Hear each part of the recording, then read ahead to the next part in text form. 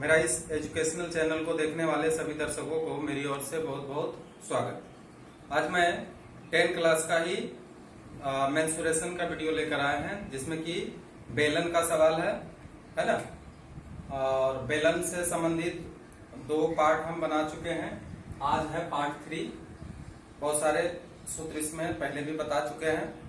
आज देखिए किस तरह का सवाल इसमें है, उस सवाल को हम बना रहे हैं। उसमें कौन सा सूत्र का इस्तेमाल होगा, तो सूत्र का इस्तेमाल करते हुए हम बनाएंगे।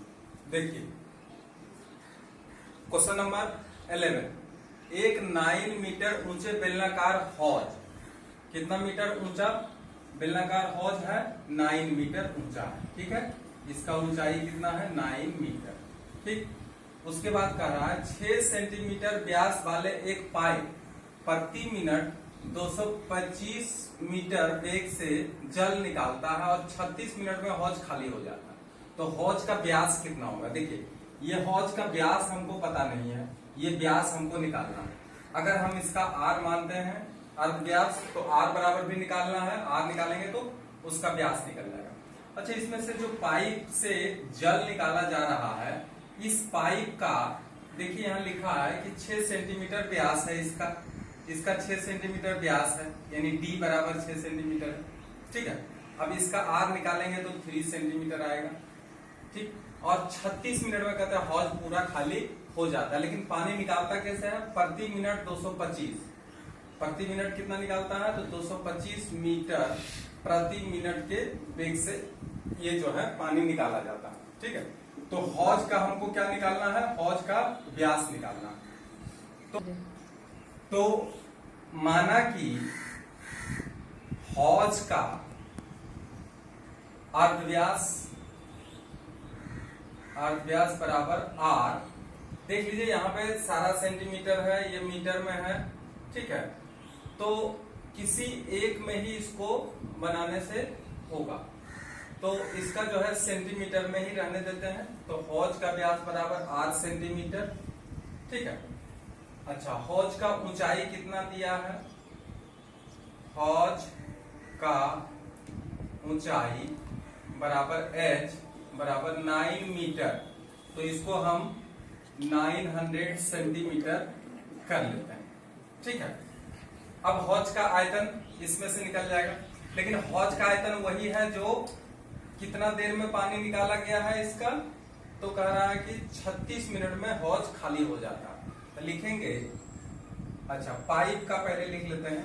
पाइप का व्यास बराबर 6 सेंटीमीटर, इसलिए पाइप का अर्धव्यास निकाल लेते हैं। अर्धव्यास बराबर 3 सेंटीमीटर। कितना हो गया? अर्धव्यास 3 सेंटीमीटर। और पानी का वेग क्या है? तो 225 मीटर प्रति मिनट। ठीक है, अगर इसको सेंटीमीटर में बदलेंगे तो 22500 सेंटीमीटर प्रति मिनट। बात एक ही है, प्रति मिनट।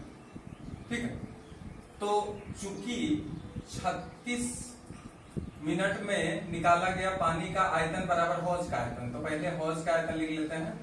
हौज का आयतन बराबर 36 मिनट में पाइप द्वारा निकाला गया पानी का आयतन। ये दोनों क्या हो जाएगा? ये दोनों इक्वल हो जाएगा। ठीक है, अब देखिए हौज का आयतन क्या है? 36 मिनट में पाइप द्वारा निकाला गया पानी का आयतन। 36 मिनट में जितना पानी निकालेगा वही तो हौज का आयतन होगा। इसलिए हौज का आयतन की जगह पे हम बैठा देते हैं पाई। देखिए हौज वाला, देखिए पाई r² इंटू h के जगह पे हम बैठा देते हैं 900 बराबर 36 मिनट में पाइप द्वारा निकाला गया। तो देखिए यहाँ पे लिखा है कि पाइप का जो दिया हुआ है, तो पाई r²। अब पाइप का यहाँ देखिए, यहाँ पे r² है तो 3 का होल स्क्वायर कर देंगे। और ये इसका जो ऊंचाई का काम करेगा, ये आपका काम करेगा 225, यानी ये वाला काम करेगा 22500। ठीक है, 36 मिनट में निकाला, इसलिए यहाँ पे 36 से मल्टीप्लाई कर दिया है। अब देखिए पाई और पाई दोनों तरफ काट लीजिए, उसके बाद डबल जीरो काट दे रहा है यहीं पे, और देखिए यहाँ पे ये 9 है, ये 9 है, कट गया। अब आर स्क्वायर बराबर 36 इंटू 2 टू 5, ठीक है, और आर बराबर अंडर रूट कर लीजिए 36 गुना 2 2 5, ठीक है। अब देखिए इसका वर्गमूल आराम से निकल जाएगा, इसका 6 निकाल लीजिए, इसका 15 निकाल लीजिए, और आर बराबर 90 सेंटीमीटर। तो ये क्या हुआ, ये अर्ध व्यास निकला हौज का, लेकिन हमको हौज का क्या निकालना है, व्यास निकालना है, इसलिए हौज का व्यास बराबर 2r यानी डायमीटर, 2 इंटू 90 बराबर 180 सेंटीमीटर, और यही क्या हो गया इसका आंसर। अब देखिए सवाल नंबर 12। सवाल को पहले समझिए, क्षेत्रविधि में जितने भी सवाल होते हैं उसको पहले समझना पड़ता है। सवाल अगर अच्छी तरह से समझ लीजिए, सूत्र अगर आपको अच्छा से याद है तो सवाल बनाना बिल्कुल आसान हो जाता है। आप देखिए सवाल को पहले समझिए, एक बेलनाकार काठ के सिल्ली का वक्र तल का क्षेत्रफल दिया हुआ है 440 वर्ग डेसीमीटर। मान लिया जाए यही काठ का सिल्ली है ना, ठोस है बिल्कुल, ठीक। इसका वक्र तल का क्षेत्रफल दिया, यानी ये जो है वक्र तल यानी पार्श्व तल का क्षेत्रफल 440 वर्ग डेसीमीटर दिया, ठीक। अच्छा, 1 घन डेसीमीटर का वजन दिया है 1.5, 1 घन डेसीमीटर काठ का वजन कितना दिया है, वजन बराबर दिया है 1.5 किलोग्राम, ठीक है। लेकिन कहा कि सिल्ली का व्यास निकालो, इसका व्यास निकालना है, ठीक है, यानी आर इसका हमको मालूम नहीं है। अच्छा, यदि सिल्ली का वजन दिया 9 सिल्ली का वजन दिया, सिल्ली का वजन हम यहां लिख लेते हैं ताकि सुविधा हो, 9.24 कुंटल, ठीक है। इसको अगर किलोग्राम में बदलेंगे तो 924 किलोग्राम है, किलोग्राम में बदल लेते हैं, किलोग्राम, ठीक है। और सिल्ली का आयतन अगर निकालेंगे, सिल्ली का आयतन ध्यान दीजिए, इसको कैसे निकालते हैं, डायरेक्ट आप 924 डिवाइडेड बाय 1.5 कर सकते हैं, ठीक है। इतना हो गया इसका घन डेसीमीटर, क्योंकि देखिए 1 घन डेसीमीटर का वजन इतना जब दिया है और सिल्ली का टोटल वजन इतना है, तो झट से याद रखिएगा कि सिल्ली का आयतन अगर निकालना हो कि ये पूरा टोटल इसका आयतन कितना होगा तो डिवाइड कर दीजिएगा, है ना, क्योंकि 1.5 किलोग्राम का 1 घन डेसीमीटर, इसलिए इतना किलोग्राम का निकालेंगे तो क्या होगा, तो 924 डिवाइडेड बाय 1.5 घन डेसीमीटर, ठीक है, निकाल लिया आयतन। अब देखते हैं इसमें दिया क्या क्या है। प्रश्नानुसार सिल्ली का वक्रतल का क्षेत्रफल कितना दिया है, 400, यहाँ पे 440 वर्ग डेसीमीटर, ठीक है, वर्ग डेसीमीटर। अच्छा, सिल्ली का वक्रतल का क्षेत्रफल जो होता है वो होता है 2 पाई आर एच, ये तो हम लोग जानते हैं 2 पाई आर एच वक्रतल है, बराबर 440, ठीक है। इसको हम समीकरण फिलहाल 1 कर देते हैं। पुनः प्रश्नानुसार,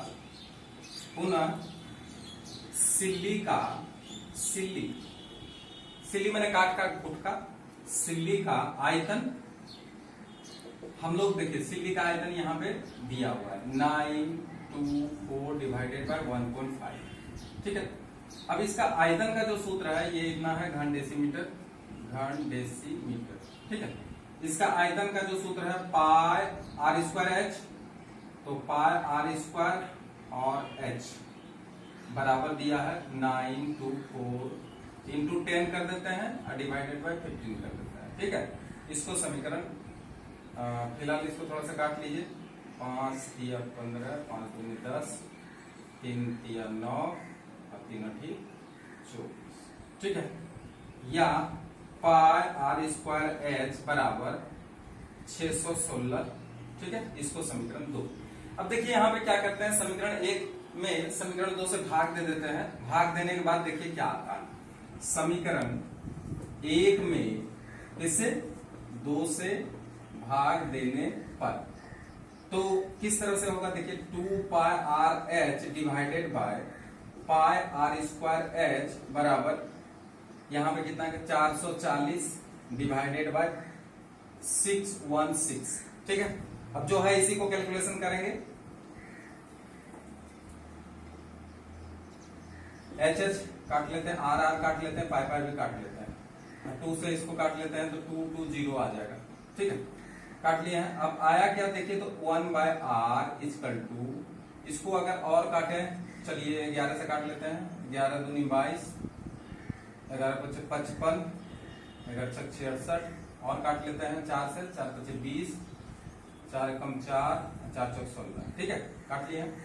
और 1 बटे आर इजकल टू आ गया 5 डिवाइडेड बाय 14, इसलिए 5 आर इजकल टू 14, इसलिए r बराबर 14 डिवाइडेड बाय 5, और r इजकल टू 5 चौक 20, 5 दूनी 10, 5 अट्ठी 40, इतना सेंटीमीटर आया। लेकिन पूछा क्या है, ये भी थोड़ा सा देख लेते हैं कि सिल्ली का व्यास निकालो। अब व्यास निकालो तो इसका दुगना होगा, इसलिए सिल्ली का व्यास, व्यास क्या होगा, अर्धव्यास का दुगना, यानी 2.8 into 2 equal to 5.6 centimetre. Centimetre में था, सेंटीमीटर में था या डेसीमीटर में था, डेसीमीटर में था, डेसीमीटर। ठीक है, इसलिए ये भी क्या होगा, डेसीमीटर। ठीक है, घन डेसीमीटर 1 डेसीमीटर है तो इसका व्यास भी डेसीमीटर में आएगा, और यही इसका आंसर है। अब देखिए सवाल 30, इसको बहुत गौर से देखिए और समझने का कोशिश करिए। दोनों मुंह खुला एक पाइप के बाहरी व्यास और भीतरी व्यास दे दिया है, और पाइप कितना लंबा है वो भी दे दिया है। अब कहता है 2 रुपया 25 पैसे प्रति वर्ग डेसीमीटर के दर से रंगने का खर्च निकाल। तो देखिए यहाँ पे डेसीमीटर है तो ध्यान रखिए हम सारा चीज को डेसीमीटर में ही बदलेंगे। तो देखिए पाइप जो है इस तरह का है, चूंकि व्यास यहाँ अलग अलग दे रहा है, आंतरिक व्यास अलग दे रहा है और बाहरी व्यास अलग अलग दे रहा है, तो इसलिए इसको समझने के लिए थोड़ा सा ध्यान दीजिए। ये है, अब इसी को रंगना है, रंगना है तो देखिए किसको रंगेगा, इसको भी रंगना पड़ेगा, इसको पाइप का जो ये भाग है इसको भी रंगना पड़ेगा, इसको भी रंगना पड़ेगा। ठीक है, ध्यान दीजिए इसको। उसके बाद अंदर भी रंगना पड़ेगा, देख लीजिए जहां जहां हम कर रहे हैं, अंदर भी रंगना पड़ेगा इसको, फिर बाहर भी इसको रंगना पड़ेगा। तो सारा तल इसका रंगा जा रहा है। तो कहता है कि इसमें कितना खर्च होगा, तो अच्छी तरह से ध्यान दीजिए। ये जो बाहरी व्यास है वो है कितना, यहाँ पढ़िए, बाहरी व्यास है इसका 30 सेंटीमीटर, तो ये हो जाएगा 15 सेंटीमीटर। ठीक है, अगर डेसीमीटर बदलेंगे तो 1.5 डेसीमीटर। ठीक है, अच्छा अब भीतरी व्यास जो ये है इसको अगर हम स्मॉल आर निकालें तो आर बराबर है 26 सेंटीमीटर, आर बराबर 26 सेंटीमीटर नहीं, इसको 13 सेंटीमीटर कर लेंगे, क्योंकि जो डी है वो है 30 और इसका जो डी है वो है 26। तो डी जब 26 है, डी मैंने डायमीटर, डायमीटर मतलब व्यास, 26 है तो इसका आधा कर लेना होगा, अर्धव्यास होगा 13 सेंटीमीटर, और 13 सेंटीमीटर है तो इसको डेसीमीटर में अगर बदलेंगे तो 1.3 डेसीमीटर। ठीक है, ध्यान दे दिए। और H बराबर यहाँ देख लीजिए क्या है, पाइप का लंबाई कितना है, तो H बराबर यहाँ पे दे दिया है, कितना है H बराबर, तो 14.7 मीटर दिया। ठीक है, तो H बराबर 14.7 मीटर, इसको डेसीमीटर बदलेंगे तो 147 डेसीमीटर, सबको डेसीमीटर में बदल लिए हैं। ठीक है, ताकि हमको सुविधा हो। अब क्या है, इस पर कंसंट्रेट करिए कि इसका सूत्र हम जो लिखवाए थे वो सूत्र क्या है, और सूत्र अगर पता हो जाता है तो इसको बनाना बहुत ही आसान हो जाता है। ठीक है, तो सबसे पहले देखते हैं कि इसका जो रंगेंगे हम लोग, तो इसका आंतरिक दीवार, इसका बाहरी दीवार, उसके साथ साथ उसका जो ऊपर का दोनों जो छल्ला है उसको भी रंगना है। ठीक है, तो इसलिए सबसे पहले इसका लिखेंगे संपूर्ण पृष्ठ, तो पाइप का संपूर्ण पृष्ठ का क्षेत्रफल। तो गौर करिए, सबसे पहले बाहर का ले लीजिए तो क्या होगा, 2 pi capital R H plus भीतर का लीजिए 2 pi small R H plus ऊपर का लीजिए, ऊपर का कितना हो जाएगा बोलिए 2 pi R square minus R square. ये कैसे आया यहां देखिए, सबसे पहले 2 पाई आर स्क्वायर अगर करेंगे, pi R square minus R square अगर करेंगे तो ये ऊपर का छल्ला का हो गया, यहाँ 2 लगा देंगे तो ऊपर नीचे दोनों हो गया, ठीक है। तो इसलिए यहाँ पे दोनों ऊपर नीचे दोनों छल्ला का क्षेत्रफल इसमें आ गया। अब थोड़ा सा देखिए इसको और शॉर्ट कर लेते हैं ताकि हिसाब बनाने में हमको सुविधा हो। तो 2 पाई एच कर लेते हैं तो आता है आर प्लस आर, अब प्लस 2 पाई और इसको कर लेते हैं R plus R, R minus R, ये थोड़ा मेहनत कर लेना पड़ेगा इसमें। 2 पाई एच, अब फिर आर प्लस आर भी कॉमन ले लीजिए, चूंकि एच नहीं आएगा तो एच छोड़ दीजिए, यहाँ पे ये कॉमन ले रहे हैं, गौर से देखिए। तो आएगा एच प्लस, और ये तो आ गया कॉमन में, तो आएगा आर माइनस आर। बस इसी को ध्यान दीजिए अच्छी तरह से। अब हम मान रखते हैं 22/7। अब देखिए आर प्लस आर, अब यहां से उठाइए आर प्लस आर, ठीक है। ये बाहरी व्यास, बाहरी अर्धव्यास, ये भीतरी अर्धव्यास, ये ऊंचाई, ठीक। तो अब बताइए यहाँ पे आर जो कैपिटल है वो आया कितना है 1.5, अब प्लस 1.3, इसको ब्रैकेट में रख लेते हैं। अब एच कितना है देख लीजिए 147, अब प्लस आर कितना है तो 1.5, अब माइनस 1.3, ठीक है, यही आया है। अब इसको अच्छी तरह से देखिए, 2 इंटू 22/7 गुना ये हो गया 2.8, ठीक है। और इधर का अगर हम माइनस कर देते हैं तो 0.2 आता है, ये 0.2 यानी 147.2, ठीक है। ये आ गया इसका कैलकुलेशन। अब यहां पे देखिए दशमलव हटा लेते हैं, गुना 28/10 गुना 172/10 कर लेते हैं। अब इसमें जो कटता है काट लेते हैं, 7×28, उसके बाद और कट जाता है तो काट लिया जाए, ये 5 से कट जा रहा है, 5 से काट दिए हैं, और फिर 5 से काट दिए हैं, और यहाँ पे या इसको छोड़ दीजिए, इसको रहने दीजिए 10, और इसको भी रहने दीजिए। अब आता है 44 गुना 4 गुना 1472 इंटू 100, ठीक है।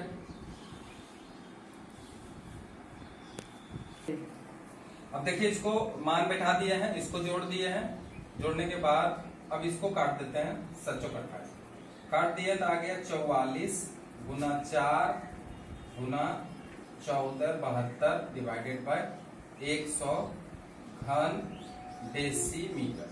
अब ये पूरा इसका आयतन निकल गया है, आयतन कहते हैं इसका संपूर्ण पृष्ठ का क्षेत्रफल निकल गया है। अब क्या करना है, यहाँ पे कह रहा है कि 2.25 रुपए प्रति वर्ग डेसीमीटर की दर से रंगने का खर्च, इसको चारों तरफ से रंग किया जा रहा है। तो लिखेंगे 2.25 रुपये प्रति वर्ग डेसीमीटर की दर से रंगने का खर्च, संपूर्ण पृष्ठ को रंगने का खर्च बराबर, तो 2.25 मल्टीप्लाई, ये जितना है इसको हम लिख दे रहे हैं यहाँ पे 44 गुना 4 गुना 1472 डिवाइडेड बाय 100। अब इसको दशमलव हटा लेते हैं, multiply 4 into 4 into divided by 100। अब जो कटता है काट लेते हैं, इसको 5 से काट लेते हैं, 5 चौक 20, 5 दूनी 10, फिर काट लीजिए, और 9 45, 5 चौक 20, 4 यहाँ से काट लेते हैं, आ गया 9 इंटू 44 इंटू 1472 और डिवाइडेड बाय 1। इसको जब हम कैलकुलेशन करते हैं तो देखा जाता है कि इसका आंसर आएगा, आप इसको मल्टीप्लाई करके 100 से डिवाइड करने के बाद आएगा इसका आंसर 5829.1। इसको अच्छी तरह से मल्टीप्लाई करके करिएगा तो इतना रुपया इसका क्या होता है, खर्च। अब देखिए सवाल नंबर 14, दोनों मुख खुले बेलनाकार पाइप की ऊंचाई, ये मान लिया यहां भी एक और पाइप है, ठीक है। इस पाइप का ऊंचाई, तो ऊंचाई यहां पे कितना दे दिया है 2.8 मीटर, 2.8 मीटर आंतरिक व्यास इसका मीटर। अच्छा, इसका आंतरिक व्यास यानी भीतर का जो व्यास है, इसको अगर हम d माने तो d बराबर दिया है 4.6 डेसीमीटर। तो देखिए यहाँ पे ध्यान दीजिए कि ये मीटर में है लेकिन ये डेसीमीटर, और लेकिन यहाँ पे घन डेसीमीटर में है। तो देखिएगा कि अगर घन डेसीमीटर में दिया है तो इसको भी हम डेसीमीटर में बदलेंगे, ये तो डेसीमीटर है। तो ये दिया हुआ, ये दिया हुआ। अच्छा, बाहरी व्यास इसका निकालने के लिए कहा गया है। पाइप का भीतरी व्यास बराबर दिया है 4.6 डेसीमीटर, इसलिए पाइप का भीतरी अर्धव्यास R बराबर 2.3 डेसीमीटर। ठीक है, ये निकाल लिए हम लोग, इसका R निकाल लिए, R बराबर 2.3 डेसीमीटर। ठीक है। अच्छा, ऊंचाई कितना है पाइप का?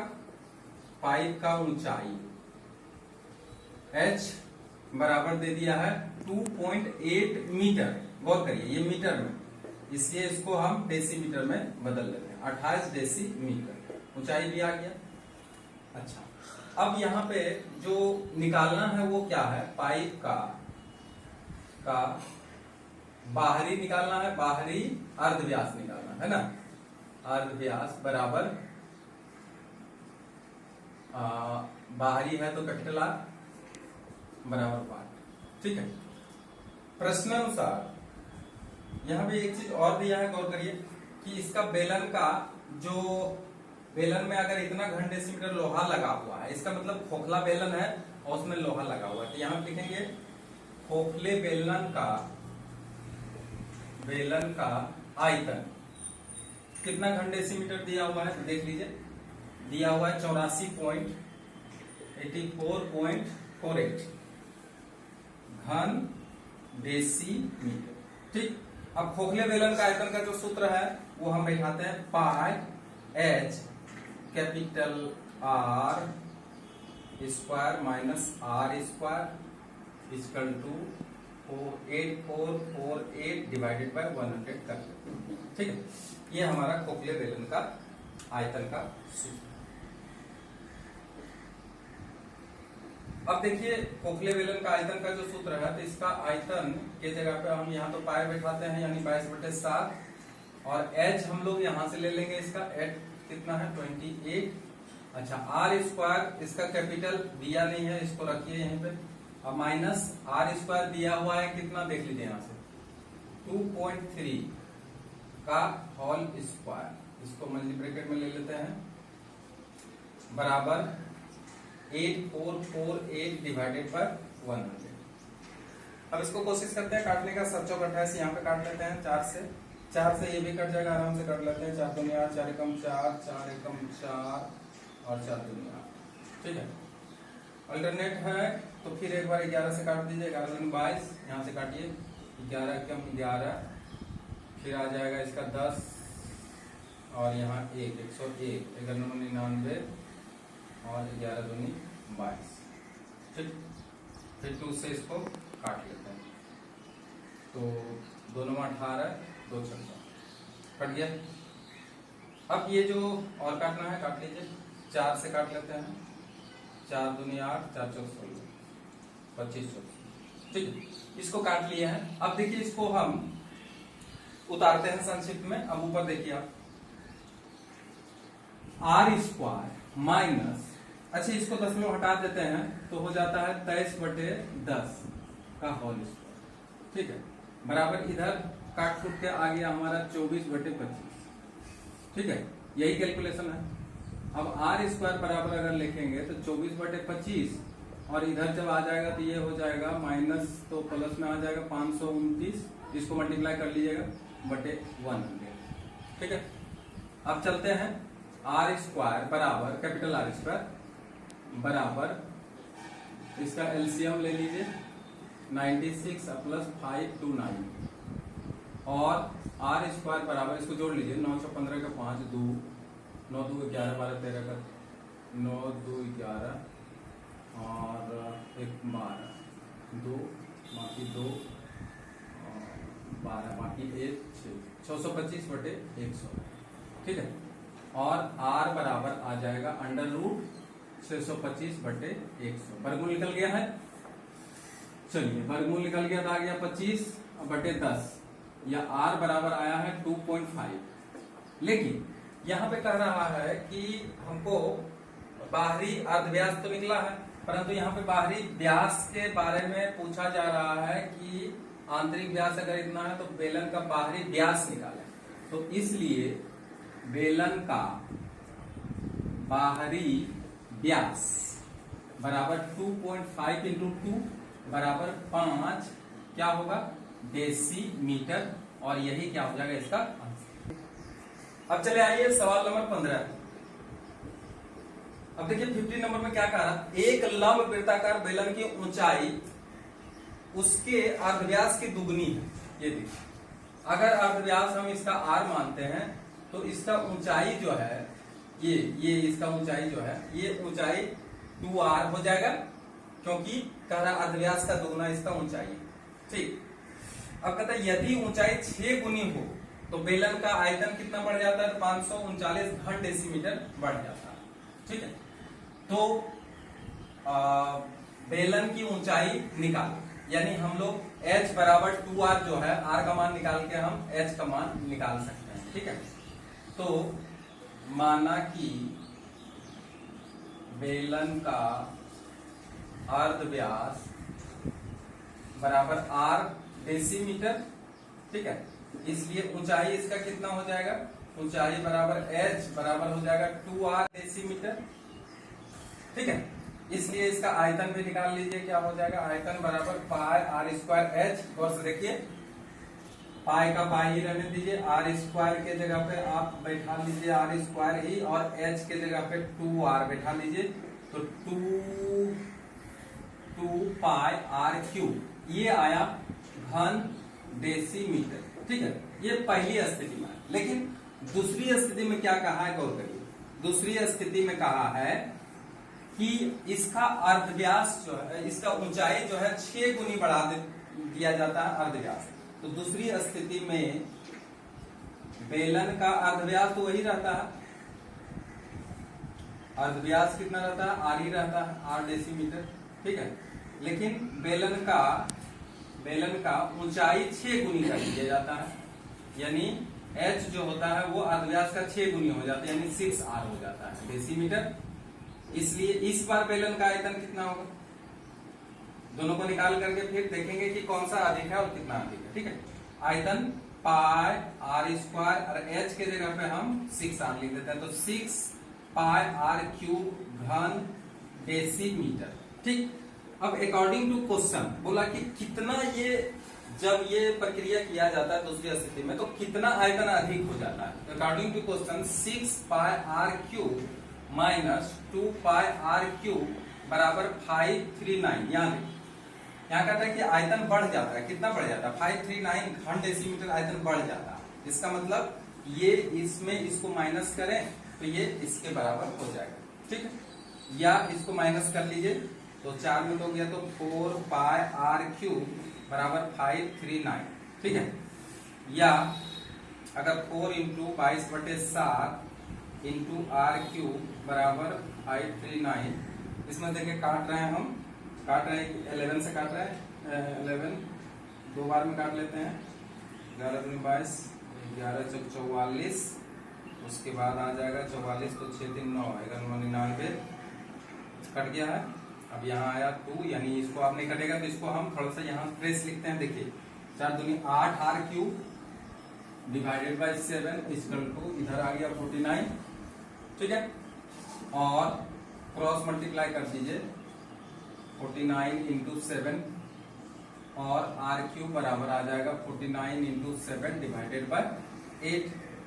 या आर क्यूब बराबर, इसको अच्छा क्यूब में लेंगे तो 7/2 का होल क्यूब हो जाएगा। कैसे होगा देखिए, 7 गुना 7 गुना 7, 7 का क्यूब और 2 गुना 2 गुना, ठीक है। अब क्यूब को हटा दीजिए, 7/2 बराबर 3.5 डेसीमीटर। लेकिन क्या पूछा गया है यहाँ पे, एक बार देख लीजिए कि पूछा जा रहा है कि बेलन की ऊंचाई कितनी होगी। इसलिए बेलन की ऊंचाई जो हम लोग देखे हैं h बराबर 2r, यहाँ देखिए h बराबर 2r, तो बराबर हो जाएगा 2 इंटू 3.5 इक्वल टू कितना हो जाएगा, तो 7 सेंटीमीटर। इसको मल्टीप्लाई कर लेंगे तो डेसीमीटर, 7 डेसीमीटर, और यही आंसर हुआ। अतः इसका ऊंचाई 7 डेसीमीटर। अब देखिए क्वेश्चन नंबर 16। अब इसमें क्या कहा जा रहा है, एक बेलनाकार हौज जल से भरा है। चलिए यही है हौज, ये पानी से पूरा भरा हुआ, ठीक है, पानी से भरा। इसमें 2 सेंटीमीटर लंबे व्यास के 3 पाइप लगे। देखिए एक पाइप ऐसे लगा दिया, एक पाइप इसमें इधर से लगा दिया और एक पाइप और लगा दिया, ठीक है। 3 गो पाइप इसमें लगा हुआ है, लेकिन तीनों का क्या है, व्यास समान है। देखिए व्यास कितना दिया है, तो इसका व्यास है 2 सेंटीमीटर, 2 सेंटीमीटर व्यास का सब है इसका, ठीक है। अब कह रहा है कि प्रति मिनट पाइप 420 मीटर के वेग से 1 मिनट में 420, वेग बराबर है 420 मीटर प्रति मिनट, है ना, प्रति मिनट के वेग से ये पानी निकालता है। अच्छा, यदि 40 मिनट में पाइप चलाकर आग बुझा दिया गया, 40 मिनट पानी चलाया गया, ठीक है।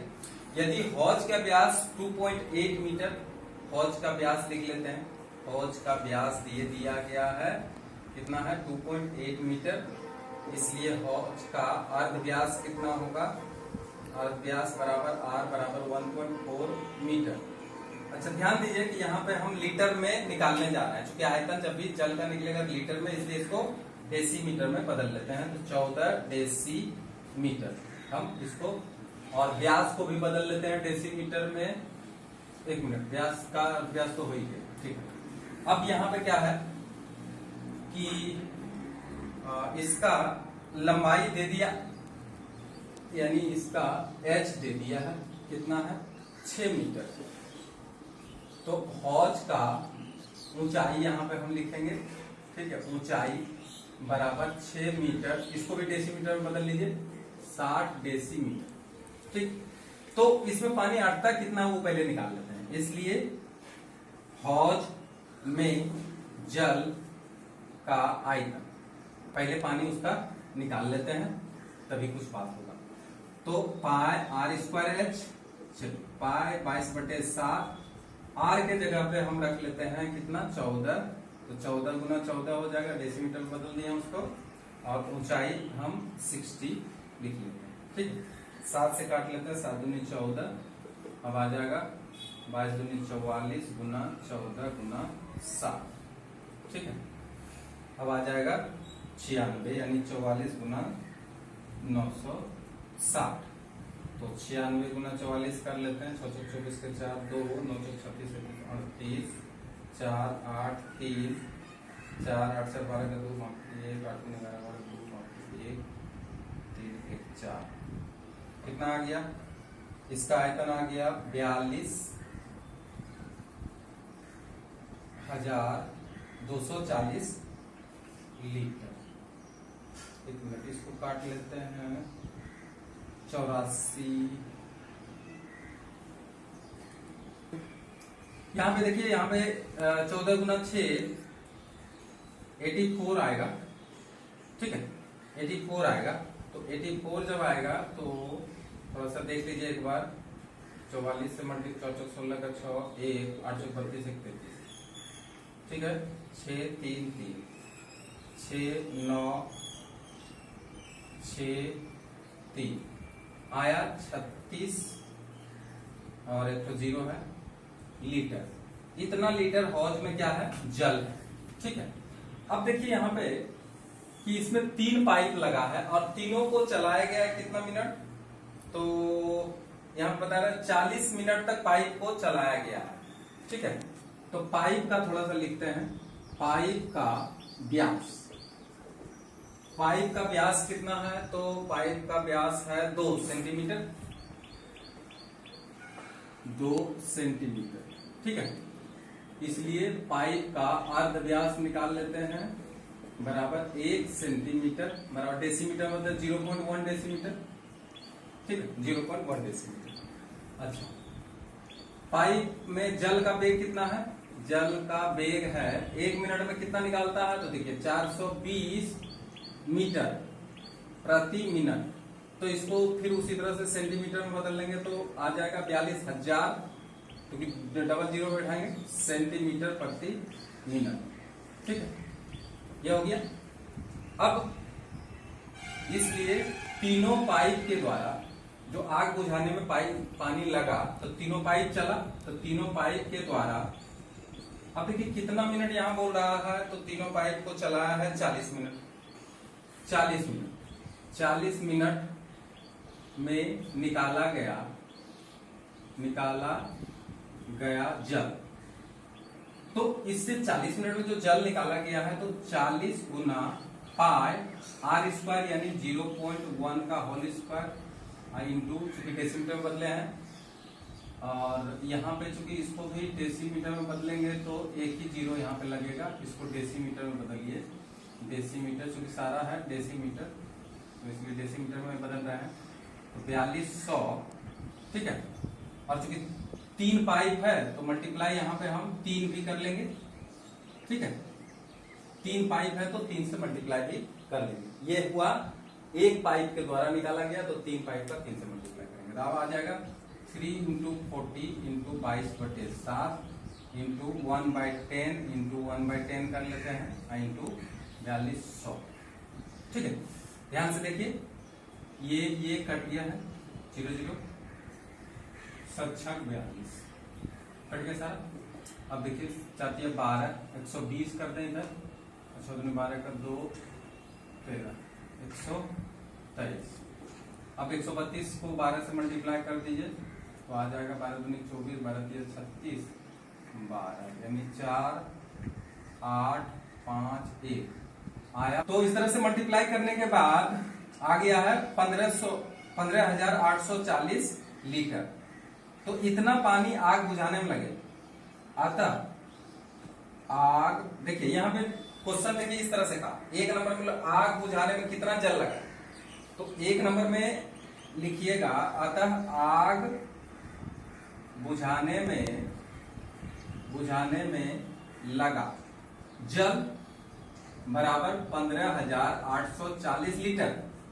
अच्छा, अब देखिए 2 नंबर में क्वेश्चन यहाँ पे बोल दिया है कि आग बुझाने के बाद हौज में कितना जल जो है तो लिखेंगे आग बुझाने के बाद, आग बुझाने के बाद जल का आयतन। अब जो हौज में जल बच गया है वो कितना बचा है, तो देखो वो कितना बचा है, तो हमारे पास जल था कितना, तो 36,960 लीटर था, उसमें आग बुझाने में 15,840 लीटर हमारा लग गया। तो अब हौज में जो जल बचेगा वो कितना बचेगा, 0 6 2 9 में से 8 गया 1 और उसके बाद 1 और 2, यानी 21,120 लीटर पानी अभी भी क्या है, तो हौज में बचा हुआ है। इस तरह से हम सवाल को आराम से बना सकते हैं। आप कोशिश करिए, समझने का कोशिश करिए, तो आप इस सवाल को बना सकेंगे। ध्यान से देखने का कोशिश करिए। वीडियो अच्छा लगा तो इसे जो नए हैं वो सब्सक्राइब करिए, लाइक करिए और शेयर करिए। Thank you.